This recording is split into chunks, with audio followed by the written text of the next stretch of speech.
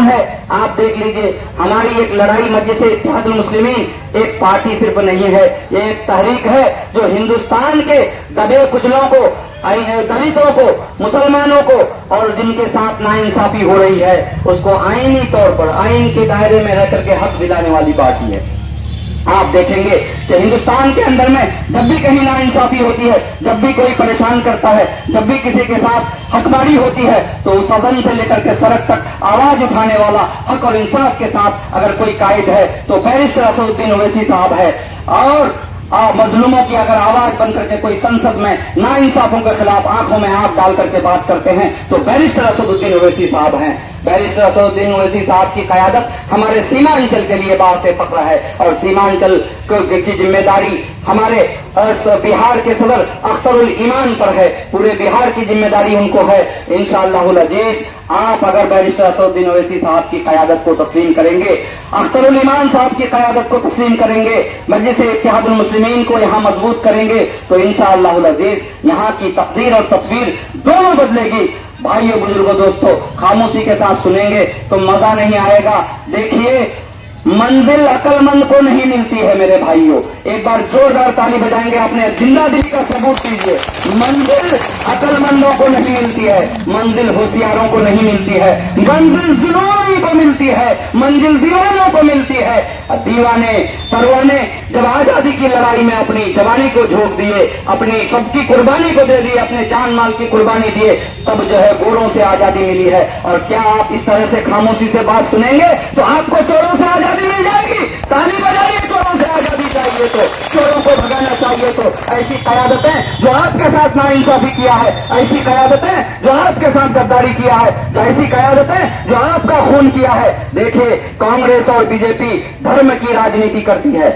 ये सेकुलर पार्टियां नहीं है मेरे दोस्तों। कोई मुसलमान की हिमायत, कोई हिंदू की हिमायत, कोई दलित की हिमायत, कोई अगड़ा की हिमायत, कोई पिछड़ा की हिमायत, ऐसे हिमायती पार्टियां असल में हिंदुस्तान के आईन का दुश्मन है, हिंदुस्तानियों का दुश्मन है, भारतीयों का दुश्मन है। इसीलिए मेरे भाइयों, बुजुर्गों, दोस्तों, अगर ये हिंदुस्तान के साथ कोई इंसाफ करेगा तो यहां हर शहरी को, हिंदुस्तान के हर शहरी को बराबर का हक है।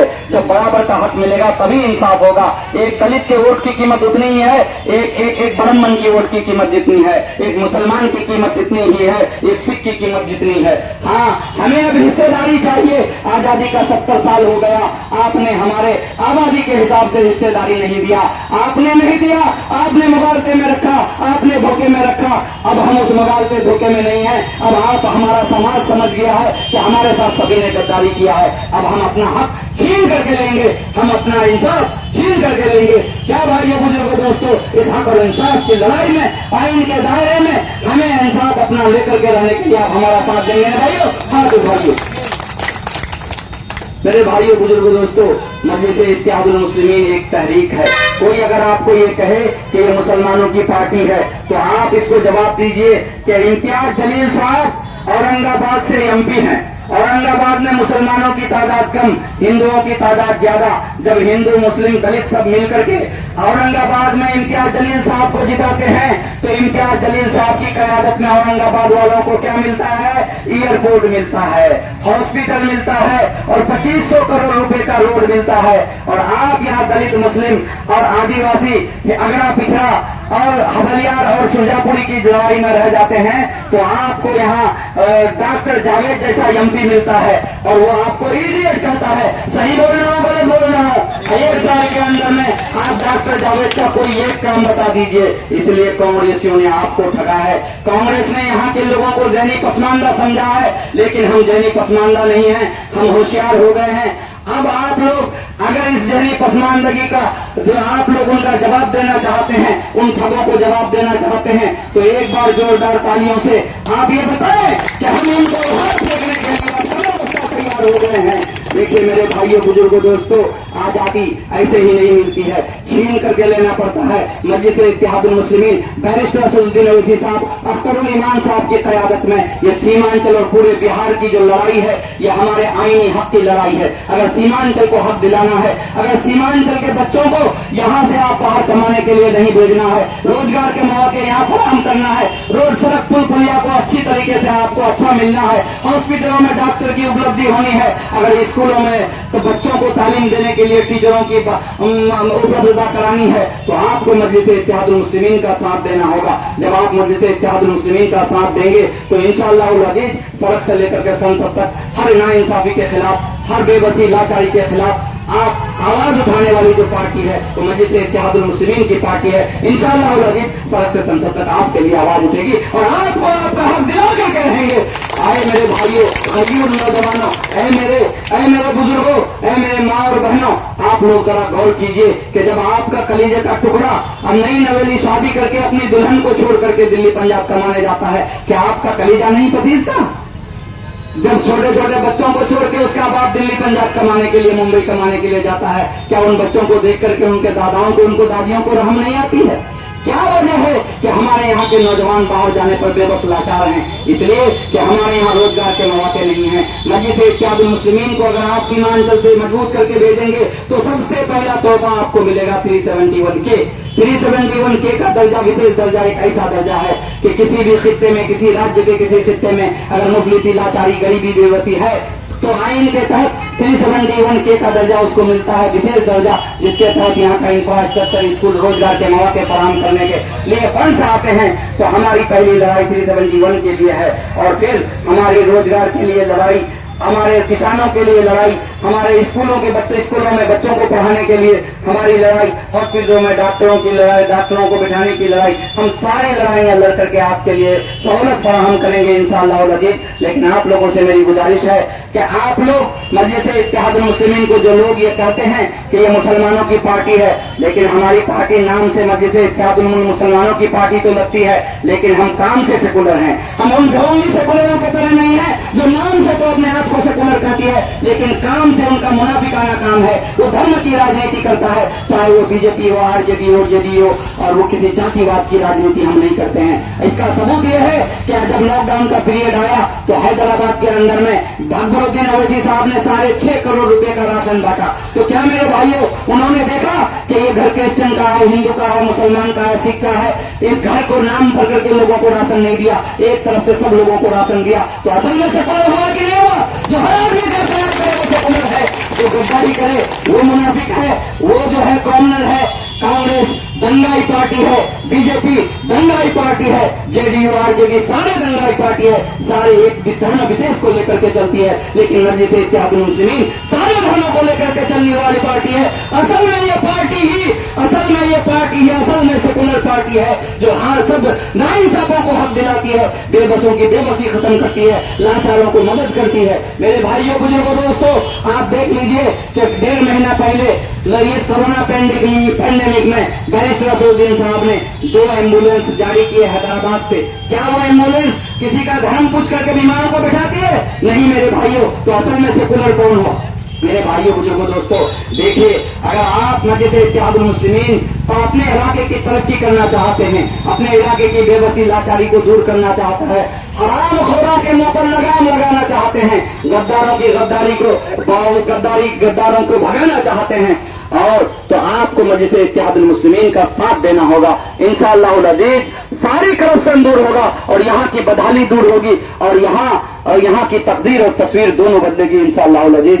बहुत बस्ती है, आदिवासियों की बस्ती है, हिंदुओं की बस्ती है। हम सभी भाइयों से कहना चाहते हैं कि अगर तरक्याती काम होगा तो किसी एक मजहब के लिए नहीं होगा, सबके लिए होगा। अगर पलसा में कोई अच्छा हॉस्पिटल बनता है या अमौर के हॉस्पिटल में ऑक्सीजन की सुविधा, वेंटिलेटर की सुविधा होती है। आज आप जब कोरोना महामारी से डरे हुए समय हुए, जब बाहर से घर आए और आपको सेंटर्स में रखा गया, स्कूलों के अंदर में रखा गया, वहां कोई सहूलतें नहीं दी गई। अगर आपके अमौर में एक हॉस्पिटल है, वहां पर ऑक्सीजन की सुविधा हो जाए, हम अल्लाह ने करे और भगवान ने करे, हम ये कहते हैं कि किसी को कोरोना हो जाए, अगर आज के दिन में आपको किसी को कोरोना हो जाता है, खुदा न खास्ता, तो न यहाँ ऑक्सीजन मौजूद है, न यहाँ वेंटिलेटर मौजूद है, हम इलाज के बगैर मर जाएंगे। और हजारों ऐसे हमारे भाई हैं जो हर तरह की बीमारी से, ब्रेन हेमरेज की बीमारी से हो, हार्ट की बीमारी से हो, किडनी की बीमारी से हो, जितने तरह की बीमारियां हैं, उसको इलाज तक लेके जाते जाते हमारे यहाँ पर रास्ते में ही मौत हो जाती है। हमारी सड़कों की हालत ऐसी है, डिस्ट्रिक्ट हेडक्वार्टर तक हमारे पास ऑक्सीजन की सुविधाएं मौजूद नहीं है। कौन है इसका जिम्मेदार? कौन है गद्दार जो हमारे साथ गद्दारी कर रहा है? 40 साल कांग्रेस की सरकार रही, सीमांचल को कुछ नहीं मिला। फिर 15 साल लालू प्रसाद की सरकार रही, लालू प्रसाद आरजेडी की सरकार रही। चारा चोरी के घोटाले में लालू प्रसाद जेल जाते हैं, अपनी जाहिल मुखबिरी को मुख्यमंत्री बनाते हैं, लेकिन उसके बावजूद भी हम सीमांचल वासियों को क्या मिलता है? हमने सब पार्टियों की कयादत को नुमाइंदा चुन करके, कयादत नुमाइंदा चुन करके हमने पटना और दिल्ली भेजा। पटना और दिल्ली की सरकार ने हमारे सीमांचल के साथ हमेशा नाइंसाफी किया है। हमारे सीमांचल को डूबता मरता देख करके कोई नहीं आया। आप यहाँ जाएंगे ज्ञानडोह पंचायत में लंगड़ा टोला, आप लोगों को मालूम होगा लंगड़ा टोला में कितना घर कट गया है। पुराना दास था, वो दास का धार फट करके अभी हजारों सैकड़ों घरों को अपने आगोश में ले लिया है। वहां के लोग खेती जो रोपनी किए थे, वो रोपनी के ऊपर में मिट्टी जल गया है। क्या वहां मुआवजा मिला? आज से करीब तकरीबन 25 दिन पहले हम लोगों की एमआईएम की टीम वहां आई थी। हम लोगों ने देखा, वहीं से हम लोगों ने सीओ साहब को, बीडीओ साहब को फोन किया। वहां एक अदद पीने के लिए ट्यूबवेल नहीं था। यूं तो यहाँ का जमीन के अंदर का पानी जो ट्यूबवेल से आप पीते हैं, उसमें आयरन की मात्रा, आर्सेनिक की मात्रा और दूसरे हानिकारक पदार्थों की मात्रा इतनी है कि वो पानी आपके लिए जहर है। आप जो पानी पीते हैं वो पानी नहीं बल्कि धीमा जहर है। उससे आपकी किडनी खराब हो रहा है, गॉल ब्लैडर खराब हो रहा है, फेफड़ा खराब हो रहा है, पेट की बीमारियां हो रही, दिमाग की बीमारियां हो रही, हार्ट की बीमारियां हो रही है। एक तो आप कमजोर हैं, मुफलिस हैं, लाचार हैं, बेबस हैं, शराब में डूबते हैं और आपको फिर बीमार किया जा रहा है। ये योजना जो अभी नल जल का योजना है, जो 2016 में पूरा होना था, किस गद्दारों की गद्दारी ने अभी तक वो योजना पूरी नहीं की है। और जहां योजना पूरी हुई, क्या वहां साफ पानी मिल रहा है मेरे भाइयों? हाथ उठाइए, आप लोगों को साफ पानी मिल रहा है? नहीं मिल रहा है मेरे भाइयों। तो इसका जिम्मेदार कौन है? ऑब्वियसली इसका जिम्मेदार, यकीनी तौर पर इसका जिम्मेदार यहाँ की सरकारें हैं और यहाँ के नुमाइंदे हैं। आप देख लीजिए कि लगभग 40 सालों तक कांग्रेस के नुमाइंदा यहाँ पर ये राज करते हैं। कांग्रेस के नुमाइंदे को आप जिता करके पटना भेजते हैं और आपके साथ क्या नाइंसाफी हो रही है। आपके सड़कों में आपके सड़कें ठीक नहीं है, आपके हॉस्पिटल में डॉक्टर्स नहीं है, आपके स्कूल में टीचर नहीं है, आपकी नदियों में पुल नहीं है, आपकी रिश्तेदारी अगर महानंदा के पश्चिम पार और कनके के पूरब पर आपकी रिश्तेदारी है तो यहाँ एक कहावत मशहूर है कि रंगड़िया हरिपुर सात लद्दी फेल। अभी तक वो सात लद्दी का नदी का फेड़ खत्म हुआ मेरे भाइयों? पुल हुआ? खाड़ी घाट का पुल 9 साल से क्यों लटका हुआ है? आप इस बात पर गौर किए। ये है यहाँ के नुमाइंदों का निकम्मापन। अगर आप अपने 70 सालों का मुहासबा करेंगे तो आपको आरजेडी ने, कांग्रेस ने, जेडीयू ने, बीजेपी ने, जितनी सारी कयादतों को आपने देखा है, सबने आपको ठगा है। किसी ने आपके साथ इंसाफ नहीं किया। हाँ, हॉस्पिटल की भवन तो बना है लेकिन उसका असल मकसद हासिल नहीं हुआ है मेरे भाइयों। हॉस्पिटल कहीं बना है लेकिन वहां डॉक्टर नहीं है, दवाई नहीं मिल रही, उसका असल मकसद हासिल नहीं हुआ। तो असल कामयाबी कब है? देखिए, जब स्कूल में भवन नहीं था, बच्चे झाड़ के नीचे, दरख्त के नीचे पढ़ते थे, तालीम हासिल होती थी, उस्ताद पढ़ाने वाले रहते थे। आज बिल्डिंगें बनी हुई हैं लेकिन उस्ताद नहीं है, आपके बच्चे कैसे पढ़ेंगे? नीतीश कुमार जी का बदनजमी देखिए कि वो आपके बच्चों को बुला करके स्कूल में मिड डे मील खिलाता है, लेकिन हमारे बच्चे को हम क्या स्कूल में पेट भरने के लिए भेजते हैं या दिमाग भरने के लिए? बताइए मेरे भाइयों, क्या करने के लिए भेजते हैं? यकीनी तौर पर दिमाग भरने के लिए भेजते हैं। मेरे बच्चों को दिमाग भरने के लिए टीचर्स नहीं है, तो हमारे बच्चों को पेट भरने के, अल्लाह मुकद्दर का दिया हुआ हम अपने बच्चों को खिलाने पर कादिर हैं, लेकिन हमारे बच्चों को जो असल में ध्यान भरने के लिए, दिमाग बनाने के लिए, पढ़ाने के लिए स्कूल भेजते हैं, असल काम नहीं हो रहा है। इसीलिए यहाँ की सारी सरकारें हमारे साथ ठगी करती है। न विकास हुआ, न हमारा इंफ्रास्ट्रक्चर ठीक हुआ, न हमारा स्कूल कॉलेज बना। आज तक कोई डिग्री कॉलेज हमारे अमूल विधानसभा में है? आप बताइए, है क्या? नहीं है। क्यों नहीं है? इसका जिम्मेदार कौन है?